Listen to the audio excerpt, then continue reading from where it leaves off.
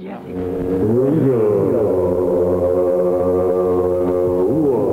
visit of the 14th Dalai Lama to the United States is an affirmation of the deep faith of Tibetan Buddhists like Chungla and other exiles. These buildings, from one of the last surviving sacred cultures, are no more. Since 1959, much of the monumental splendor of Tibet has been destroyed. The pain of watching one's culture vanishing is excruciating to any human being. Tibetan Buddhists regard the painful loss of their country as part of the larger suffering of all humanity. Yet Buddhist philosophy sees beyond suffering to an interdependent unity of all existence. I interviewed the Dalai Lama while he was in New York City. Informally, he explained to me the Buddhist philosophy of illusion and interdependence. Now, let me speak in Tibetan.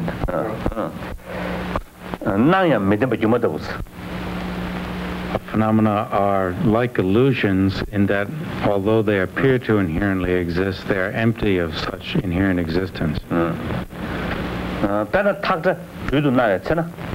For instance, when a speckled rope appears to be a snake,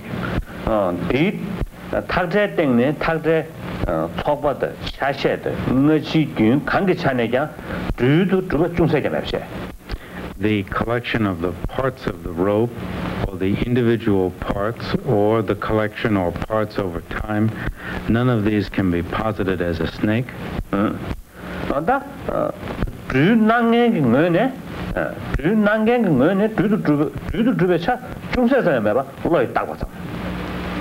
Thus, from the point of view of that which is appearing to be a snake, there is nothing that is a snake. The snake is just posited by a mistaken mind. If we feel or believe that things are something independent, something, solid thing, then, for example, enemy or friend appear as something very independent, very forceful thing from objectively, from object side.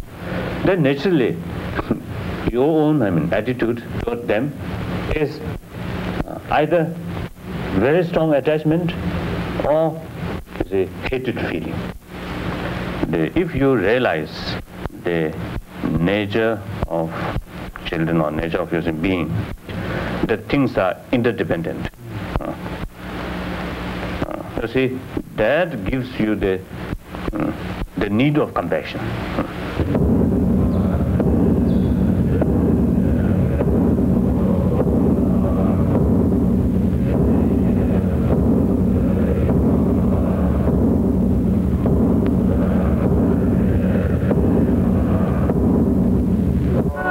This is New Jersey, not the Himalayas.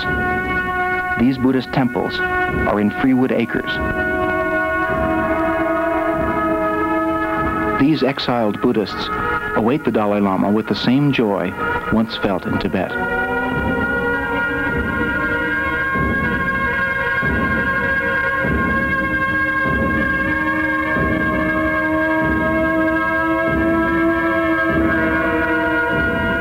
Reunited with the Central Asian Buddhist community in America, the Dalai Lama leads them in the fundamental Tibetan prayer, Om Mani Padme Hum, which means the jewel of compassion is found in the lotus of insight.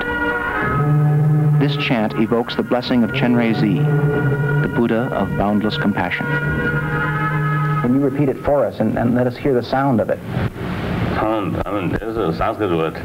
We Tibetan, pronunciation about the Sanskrit word, I don't think very perfect. But in any way, we just, it's Om Mani Padme Hum, like that. Can you do it so I can catch it more clearly? So Om Mani Padme Hum. Om Mani Padme Hum. And you repeat it again and again, or just say once? That depends on your time. Sometimes, you see, if we have enough time, we recite sometimes thousands, sometimes 10,000s, like that. If you have no time, you are very hurried, then one is best. I once asked Kalu Rinpoche whether Jews and Christians could also say that prayer, Om Mani Padme Hum. He said he thought that they could. Yes. Do you feel that Yes, I think so. that this could be a kind of universal prayer that people from various religions could use? We sure, right? I feel I'm a Christian, remain as a Christian. At the same time, nothing wrong to practice some Buddhist ideas, some Buddhist techniques, particularly like meditation, deep self-realization, this sort of thing. It's very possible. And similarly, a Buddhist, remain as a Buddhist, at the same time learning some Christian method, perfectly all right. That helps to each other, you see, religion, making them more rich, more practical. Very good.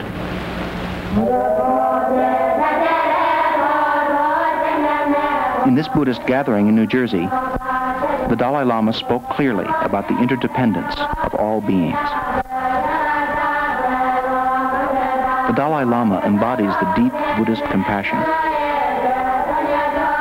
which no longer sees others as separate from oneself.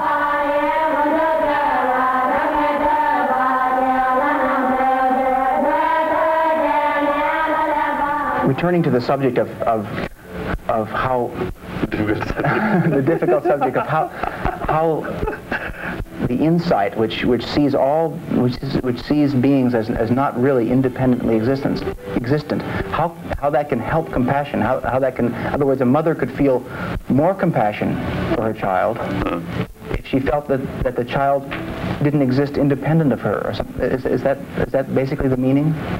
The mother's kindness, not very pure.